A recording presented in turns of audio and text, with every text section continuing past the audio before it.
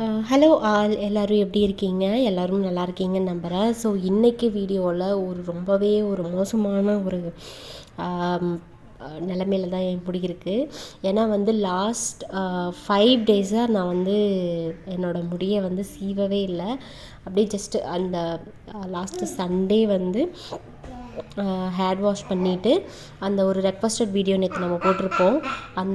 அதுக்கப்புறம் நான் தலை காய வச்சுட்டு அப்படியே ஹேர் பேண்ட் போட்டதோடு சரி. ஸோ அதுக்கப்புறம் இப்போ வரைக்கும் நான் முடியை டச் பண்ணவே இல்லை. So I didn't comb my hair last 5 days. So this is the condition now. So இப்படி தான் இருக்குது முடியோட நிலமை. ஸோ இதை எப்படி அதிக டேமேஜ் இல்லாமல் ரெக்டிஃபை பண்ணலாம், எப்படி டீடாங்கிள் பண்ணலாம், எப்படி கோம் பண்ணலாம் அப்படின்றது, நான் என்னென்ன பண்ணினேன், எனக்கு எப்படி இருந்துச்சு அப்படின்ற ஒரு எக்ஸ்பீரியன்ஸை உங்ககிட்ட நான் ஷேர் பண்ண போகிறேன். ஸோ ஃபர்ஸ்ட்டு நான் ஜஸ்ட் என்னோடய ஃபுல் ஹேரையும் எடுத்து போட்டு இந்த மாதிரி கையால் எடுக்கலான்னு பார்த்தேன். பட் அது எனக்கு ரொம்பவே அன்கம்ஃபர்டபுளாக இருந்துச்சு. என்னால் சுத்தமாக முடியல. நீங்கள் இந்த மாதிரி நான் பார்ட்டிஷன் எடுக்கும்போது கூட நீங்கள் பார்த்தீங்கன்னா தெரியும். அங்கே பாருங்கள் எவ்வளோ நல்லா சுருண்டு கேர்ள் பண்ணால் முடி எப்படி இருக்குமோ அந்த மாதிரி இருந்துச்சு. ஸோ சுத்தமாகவே முடியலை என்னால். டபுள் பார்ட்டிஷன் 2 பார்ட்டிஷன் எடுக்கிறதுக்கு கூட என்னால் முடியல. ஸோ அதை கை வச்சு பொறுமையாக எடுத்து அதுக்கப்புறம் 2 பார்ட்டிஷனாக எடுத்தேன். So first partition right side பண்ணிகிட்ருக்கேன். ஸோ அது கை விரல்களால் பெரிய சிக்கு எல்லாமே ஃபஸ்ட்டு உடச்சி விட்டுக்கிறேன். முடி எனக்கு இப்போ ரீசன்ட் டைம்ஸில் ரொம்பவுமே சாஃப்டாக இருக்குது. எங்கள் அம்மாவுக்கு பயங்கர சாஃப்ட், ரொம்ப சில்கி ஹேர் அவங்களுக்கு. அதனால் ரொம்ப சிக்கு விழுகும். அவங்க அதை கேர் பண்ணவும் மாட்டாங்க. ஆனால் அவங்களுக்கும் நல்லா லாங் ஹேர் தான். அவங்களுக்கு ஆல்மோஸ்ட் இப்போ 60 இயர்ஸ் ஆக போகுது. பட் இன்னமும் அவங்களோட ஹேர் அவ்வளோ லென்த்தாக இருக்குது. நான் உங்களுக்கு நெக்ஸ்ட் வீடியோவில் கண்டிப்பாக அவங்களோட ஹேர் லென்த் வீடியோவை போஸ்ட் பண்ணுறேன். எங்கள் அம்மாவோட முடியும் இதே மாதிரி தான் ரொம்ப சில்கியாக இருக்கும் எனக்கு. பட் எனக்கு இப்போ ரீசன்ட் டைம்ஸில் தான் எனக்கு இப்படி சில்கியாக இருக்குது. பட் அதுக்கு முன்னாடி எனக்கு கொஞ்சம் சாஃப்டாக இருக்கும். பட் சில்கியாக ரொம்ப சில்கியாக இருக்குமான்னு கேட்டால் இல்லை. எனக்கு இப்போ கொஞ்சம் ஒரு 1 மந்த்தாக தான் 1 மந்த் 2.5 மந்த்தாக தான் எனக்கு இந்த மாதிரி சில்கியாக இருக்குது. எனக்கு அதை ஃபீல் பண்ண முடியுது. மேபி நான் கேர் எடுத்துக்கிறதுனால எனக்கு அந்த ரிசல்ட் பார்க்க முடியுதுருக்கு. அதனால் என்னால் அதை ரொம்பவே என்னால் ஃபீல் பண்ண முடியுது. ப்ராப்பராக ஆயில் வைக்கிறது, ப்ராப்பராக மெயின்டைன் பண்ணுறது, ப்ராப்பராக டீடாங்கிள் பண்ணுறது, ப்ராப்பராக ஹேர் பேக் போடுறது, ப்ராப்பரான என்ன சொல்கிறது ஹேர் மாஸ்க்ஸ் யூஸ் பண்ணுறது, கரெக்டாக பார்த்து பக்குவமாக எல்லாம் பண்ணுறது. அதனால் எனக்கு இப்போ கொஞ்சம் முடி ரொம்பவே நல்ல டிஃப்ரென்ஸ் என்னால் பார்க்க முடியுது. ஸோ நான் நாட் ஓன்லி கேரிங், அதாவது கேர் எடுத்துக்கிறது மட்டும் இல்லை, நான் இன்டேக் உள்ளே எடுக்கிறதுமே, சாப்பிட்ற ஃபுட்டுலேயுமே கொஞ்சம் சேஞ்சஸ் பண்ணியிருக்கேன். தினமும் பாதாம் சாப்பிட்றது, நட்ஸு எடுத்துக்கிறது, கொஞ்சம் ஆயில் ஃபுட்ஸு, அப்புறம் ரொம்ப சால்ட் அதிகமாக இருக்கிற ஃபுட்டெல்லாம் அவாய்ட் பண்ணிவிட்டு எண்ணெயில் பொரிச்ச ஐட்டம்ஸ், இந்த மாதிரி ஜங்க் ஃபுட்ஸ் எல்லாம் கொஞ்சம் நான் அவாய்ட் பண்ணலை. ரொம்ப ஃபுல்லாக அவாய்ட் பண்ணலை. நான் சாப்பிட்றேன், ரெகுலராக தான் எப்பவும் போல் இருக்கிறப்போ சாப்பிடுவேன். பட் ஆனால் லிமிட்டடாக சாப்பிட்ருக்கேன். ஸோ அதனால் எனக்கு டிஃப்ரென்ஸ் பார்க்க முடியுது. இது பாருங்கள், கையிலேயே சிக்கு எடுத்ததுக்கப்புறம் எனக்கு அவ்வளோ முடி இருந்துச்சு. ஸோ இப்போ பெரிய பல்லு சீப்பு வச்சு நான் டீடாங்கிள் பண்ணிகிட்ருக்கேன். உங்களுக்கு பார்த்தா தெரியும். ஸோ ஃபஸ்ட்டு எப்பவும் போல் டிப்பிலிருந்து, முடியோட நுனியிலிருந்து நான் டீடாங்கிள் பண்ணிகிட்ருக்கேன். ஸோ கொஞ்சம் கொஞ்சமாக எடுத்துகிட்ருக்கேன். ஸோ இது நான் மெதுவாக தான் எடுக்கிறேன். ஆனால் உங்களுக்கு வீடியோவில் பார்க்குறதுக்கு ரொம்ப ஃபாஸ்ட்டாக இருக்கிற மாதிரி தெரியும். ஸோ நான் மெதுவாக தான் எடுத்துகிட்ருக்கேன். நீங்கள் யாராவது கமெண்ட்டில் சொல்லுவீங்க. எனக்கு ஒரு சப்ஸ்கிரைபர் அவங்க பேர் Goyal, I think she is from north Indian நினைக்கிறேன். அவங்க எனக்கு ரிப்ளை பண்ணியிருந்தாங்க தட் ரொம்ப ஃபாஸ்ட்டாக டீடாங்கிள் பண்ணுறீங்க அப்படின்ற மாதிரி. ஆக்சுவலாக நான் ஃபாஸ்ட்டாக டீடாங்கிள் பண்ணல, நான் ஸ்லோவாக தான் பண்ணுறேன். ஆனால் அவங்களுக்கு மைட் பி வீடியோவில் பார்க்குறதுக்கு அப்படி இருந்திருக்கலாம். ஸோ இப்போ நான் கையில் சிக்கு எடுக்கிறதுக்கு முன்னாடி எனக்கு எவ்வளோ வந்துச்சு, இப்போ நான் சீப்பில் சிக்கு எடுத்ததுக்கப்புறம் எனக்கு எவ்வளோ முடி வந்திருக்குன்னு பாருங்கள். ஸோ ரெண்டும் சேர்த்து எப்படியும் ஒரு அட்லீஸ்ட் ஒரு 2 to 5 கிராம் வந்து முடி வந்து விழுந்திருக்கும். ஸோ ஃபர்ஸ்ட் ரைட் சைடு வந்து நம்ம எடுத்து முடிச்சாச்சு. லெஃப்ட் சைடு பாருங்கள் ரணகொடூரமாக இருக்குது.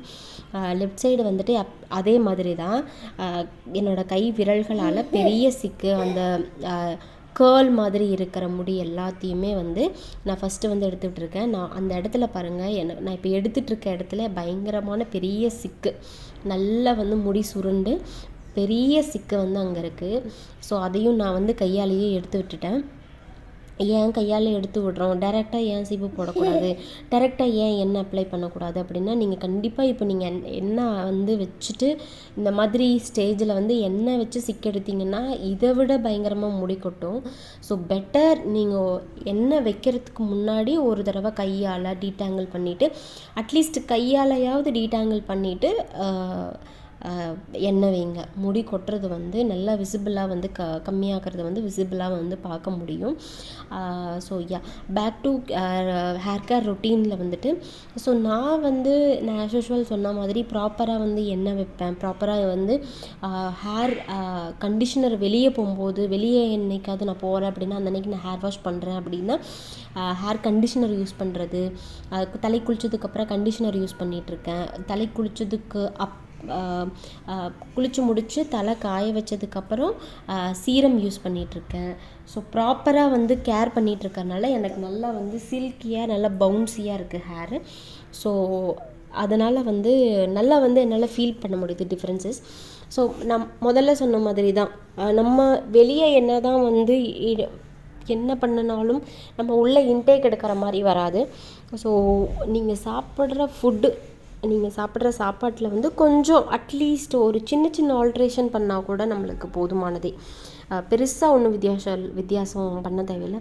நான் ஆல்ரெடி நிறைய வீடியோஸில் சொல்லியிருக்கேன். இன்கேஸ் உங்களால் நிறைய ஃபேமிலிஸ் வந்து ரொம்ப மிடில் கிளாஸ் ஃபேமிலியாக இருப்போம். ஒரு பாதாம் வந்து கூட சாப்பிட முடியாத அளவுக்கு ரொம்ப வந்து மிடில் கிளாஸ் ஃபேமிலியாக இருக்கும். ஏன்னா நானும் அதே ஸ்டேஜ்லேருந்து வந்திருக்கேன். ஸோ அந்த மாதிரி இருக்கிறவங்களுக்கு ஒரு டிப் வந்து நான் ஆல்ரெடி ஷேர் பண்ணியிருக்கேன். பாதாமுக்கு பதிலாக என்ன சாப்பிடலாம் அப்படின்னு சொல்லிட்டு, வேறு ஒன்றும் இல்லை, நம்மளோட கீரை, முருங்கைக்கீரை தான். முருங்கைக்கீரையை வந்து சூப் வச்சு குடிக்கலாம், தினமும் குடிக்கலாம். அப்படி இல்லைன்னா வந்து பொரியல் செஞ்சு வாரத்தில் 3 தடவை எடுத்துக்கலாம்.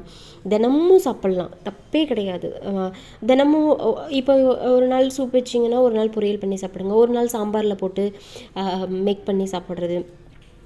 முருங்கைக்கீரை வந்து அவ்வளோ அயன் இருக்குது, அதில் அவ்வளோ இரும்புச்சத்து நிறைய இருக்குது. முடி கட்டுறதை கண்ட்ரோல் பண்ணும், அயன் டெஃபிஷியன்சி இருந்தால் அதை கண்ட்ரோல் பண்ணுது, கால்சியம் டெஃபிஷியன்சி இருந்தால் கண்ட்ரோல் பண்ணுது, உடம்பில் வந்து சத்து கம்மியாக, vitamins and minerals and proteins கம்மியாக இருந்தால் வந்துட்டு அவ்வளோ ஹெல்ப் பண்ணுது. நார்மலாக கீரைனாலே நான் எல்லா கீரையுமே நம்ம தாராளமாக எடுத்துக்கலாம். முருங்கைக்கீரையில் வந்துட்டு ஈஸியாக கிடைக்கிறது அது ஒன்று. நம்ம ஊர்லெலாம் சொல்லவே தேவையில்லை, புக்கு 4 முறை இருக்கும். ஸோ அந்த மாதிரி முருங்கைக்கீரை வாங்கி சாப்பிடுங்க. அகத்திக்கீரை சாப்பிடலாம், சிகப்பு பொன்னாங்கண்ணி, வெள்ளை பொன்னாங்கண்ணி கீரை, இதெல்லாம் வந்து ரொம்ப நல்லது, கண்ணுக்கு நல்லது. நார்மலாக சாப்பிட்ற ஃபுட்டுலேயே சாதத்தோட அளவு கம்மி பண்ணிவிட்டு நம்ம காய்கறிகள், வெஜிடபிள்ஸ் அந்த மாதிரி அதிகமாக எடுத்துக்கிட்டோம்னா நல்லா வந்து ஒரு ரிசல்ட் நம்ம வந்து பார்க்க முடியும். ஸோ இப்போ பார்த்திங்கன்னா செகண்ட் ஆப்போசிட் சைட்லேயும் நான் வந்து டீடாங்கிள் பண்ணி முடிச்சிட்டேன். டீடாங்கிள் பண்ணினதுக்கப்புறம் ஹேர் வந்து இப்படி தான் இருக்குது.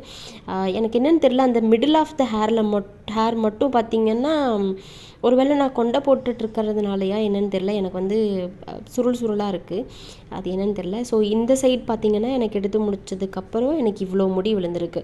ஸோ டோட்டல் வந்து எனக்கு எப்படியோ ஒரு அட்லீஸ்ட் ஒரு 7 to 8 கிராம் முடியாவது எனக்கு விழுந்திருக்கும்.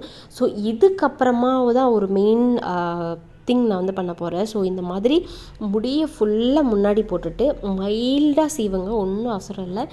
இன்கேஸ் வந்து சிக்கு இருந்துச்சுனாலும் பிரச்சனை இல்லை.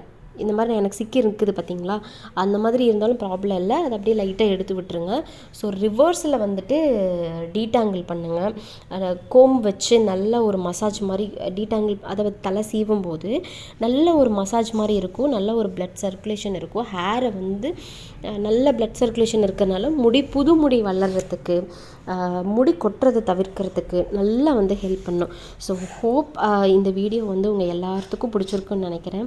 ஸோ ஃபைனலாக வந்து டீடாங்கிள் பண்ணதுக்கப்புறம் முடி வந்து நல்லா வந்து சாஃப்டாக இருக்குது. இந்த வீடியோ உங்கள் எல்லாத்துக்கும் பிடிச்சிருக்குன்னு நினைக்கிறேன். இன்னொரு வீடியோவில் இன்னொரு கான்செப்டோட உங்களை எல்லாரையும் மீட் பண்ணுறேன். அது வரைக்கும் தேங்க்யூ, பாய்.